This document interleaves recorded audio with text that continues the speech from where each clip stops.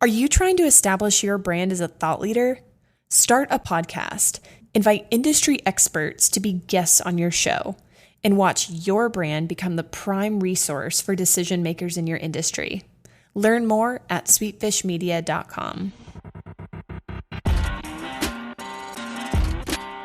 You're listening to B2B Growth, a daily podcast for B2B leaders. We've interviewed names you've probably heard before, like Gary Vaynerchuk and Simon Sinek, but you've probably never heard from the majority of our guests. That's because the bulk of our interviews aren't with professional speakers and authors. Most of our guests are in the trenches leading sales and marketing teams. They're implementing strategy. They're experimenting with tactics. They're building the fastest growing B2B companies in the world. My name is James Carberry. I'm the founder of Sweetfish Media, a podcast agency for B2B brands, and I'm also one of the co-hosts of this show. When we're not interviewing sales and marketing leaders, you'll hear stories from behind the scenes of our own business. We'll share the ups and downs of our journey as we attempt to take over the world. Just kidding. Well, maybe. Let's get into the show.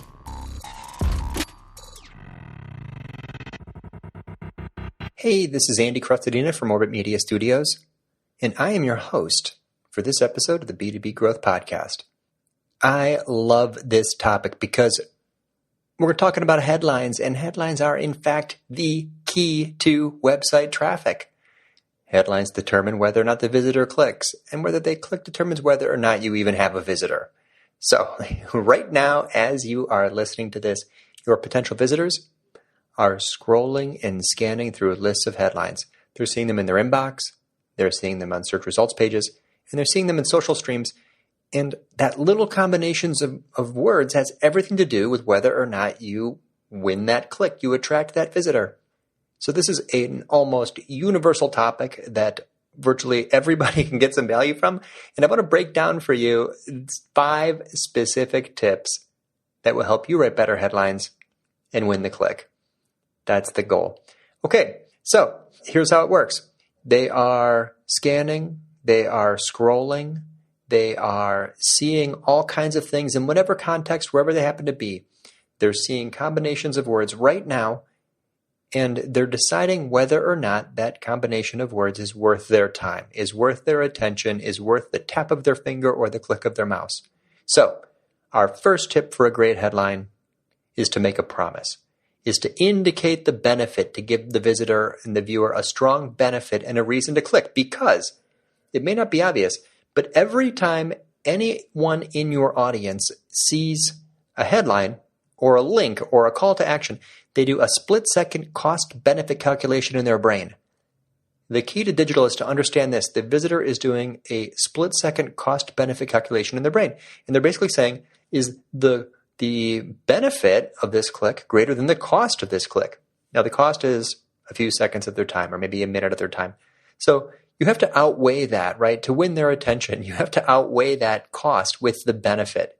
So the headline needs to be specific, first of all. It needs to be specific in indicating what they're going to get. It should be descriptive and make a promise. So tip number 1, my headline makes a promise. That's really what the headline is. It's telling them what they're going to get. So if you look at headlines, you see bad headlines everywhere. You see them in all different places. The ones that are clever and unclear tend to have a big disadvantage. In the analytics accounts I see, we don't see lots of traction for those headlines. So to write a better headline, we want to be very descriptive. Tell them the value. Basically look through the piece of content that you're promoting with the headline and pull out the juiciest little bit from that thing and make that the headline, right? It might be a statistic, it's a point of data, it's an insight, it's something contrarian, unexpected. Maybe it has an emotional trigger, but it's promising them something. So that's step number 1. Tip number 1 is for your headline to make a promise.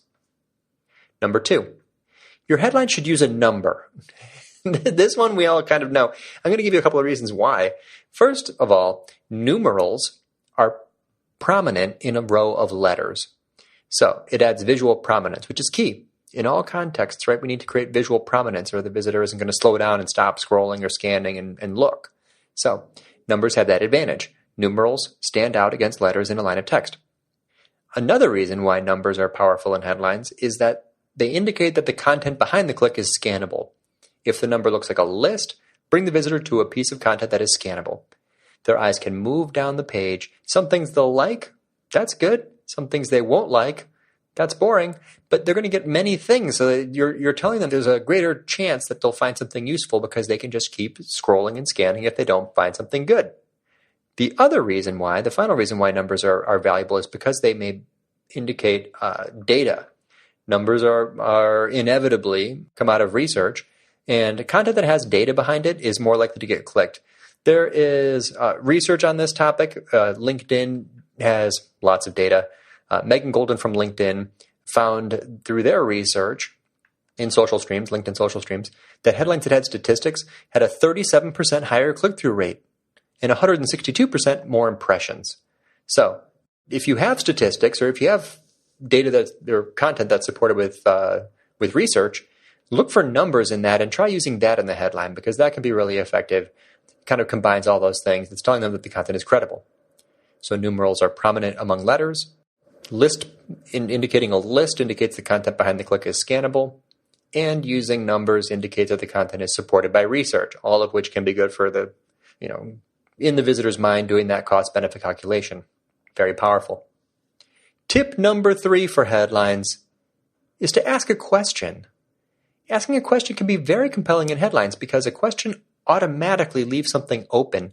It moves the mind to answer the question, which is triggering a thought process in the visitor's brain, which has the chance to show that there's something of value. It automatically says that the content behind there is going to be answering that question. The question mark is punctuation, and that can be visual prominence. But just short, simple questions, right? Whatever, it's basically turning the content around and putting the value of the content into the headline, but in the question format. So it's making a promise again, but it's doing it with a different sentence structure and different grammatical form. Headlines that ask questions tend to perform well.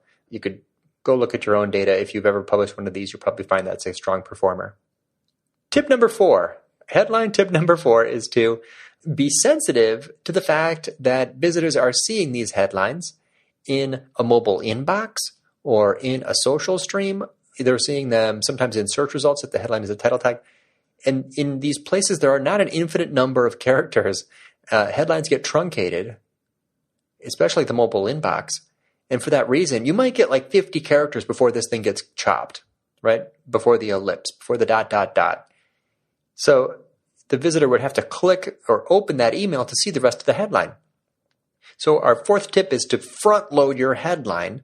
Those first 3 to 5 words need to include value, need to include the promise, should include the number, should include the little emotional trigger or the important thing that you want the visitor to get, right? That promise has to be at the beginning. If your headline has emotionally compelling words or valuable information or interesting punctuation or a number later on, the visitor, if it's used as a subject line, the visitor might not see that, right? So we want to put the headline, the most interesting part, the most compelling part, the most credible part of the headline at the beginning. Front load your headline with value. That's our 4th tip. Tip number 5 for writing headlines is to go long. A little bit surprising, but there's research by Steve Rayson of BuzzSumo. He analyzed 100 million headlines, big number, to see what correlated with social engagement. So what he found is that on Facebook, at least, this is just one context, that super long headlines were getting great results. These are headlines with like 15 words, literally 15-word headlines were getting the most engagements on Facebook. That is a shockingly long headline. A lot of people I know have never even tried to. Some of the longer headlines I write are like 12 words long. That looks long to me. Now, these are going to work well on social posts, but really it shouldn't be too surprising because in social posts and in headers, right, there's places where there's no truncation or less likely to be truncated. You have a longer headline has the chance to sort of take several bites at the apple. You have more opportunity to give or to indicate more value. You have more space, more characters to play with that cost-benefit calculation in the brain of the potential visitor. And then there is, you can have a secondary headline right there with it. So headline, secondary headline, or headline, period, subheadline, or headlines with parentheses and another phrase inside the parentheses. There are lots. Look at any of the viral content websites. Take your pick.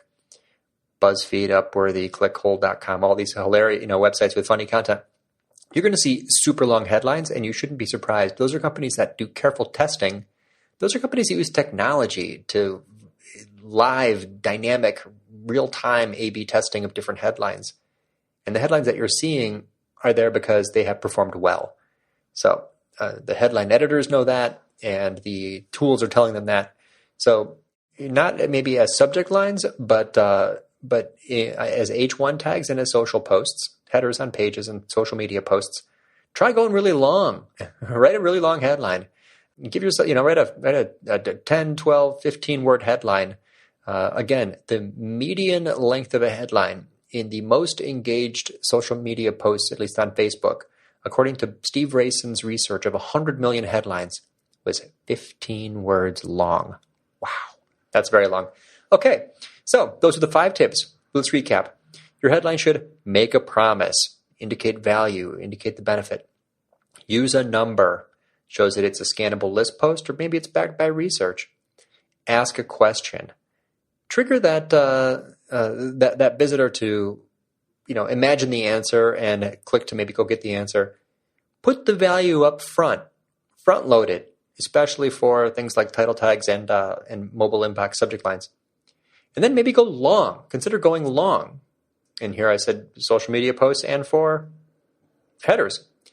Now, stepping back, just now in those last few minutes covering these topics, I mentioned that different headlines appear in different places. So really, we get to this realization that in digital, what is a headline anyway? Headlines actually appear in many places. There isn't really such a thing as a headline per se. There are article headers. That's an H1 tag.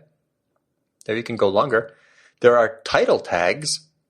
That's relevant in search. It becomes usually the link in search, and it's there as the tab when you visit a page in your browser, the text within the tab. There you got like a 60-character limit. There's the email subject line, also a form of a headline. This impacts open rates. You want to front load that one for sure. There are social media posts, which are basically headlines. The value of a good social media post is to trigger sharing and click-through rates. And even in like YouTube, video titles are headlines.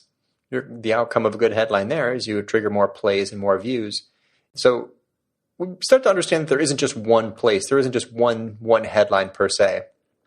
Now, wrapping up, I want to remind people that the pros, the growth hackers, the experts at content marketing in this world aren't writing a headline.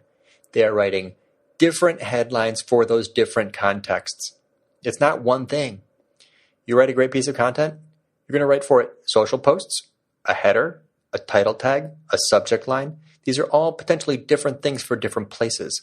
You're not trapped into using it's not one size fits all. Definitely not one size fits all, as we just discussed. And also, they're not just writing one example of each of those. They're writing 2 or 3 or 5 versions of each of those different things and considering different options. So don't ever just write one headline. You should be writing, 3 or 10 or 5, for each different piece of content. Really, really important. So the headline is the key to traffic. This is leveraging the psychology of your potential visitor. And it is unlocking that headline is going to unlock greater visibility for all of your content. We write content all day long. But with a bad headline, we are far less likely, right? You're going to be struggling. You're going to be going uphill. So we hope this was useful. I'm excited to be a host here now on the B2B Growth Podcast. Again, this is Andy from Orbit Media, and wishing you much traffic and many conversions. We totally get it. We publish a ton of content on this podcast, and it can be a lot to keep up with. That's why we've started the B2B Growth Big 3, a no-fluff email that boils down our 3 biggest takeaways from an entire week of episodes. Sign up today at sweetfishmedia.com/big3. That's sweetfishmedia.com/big3.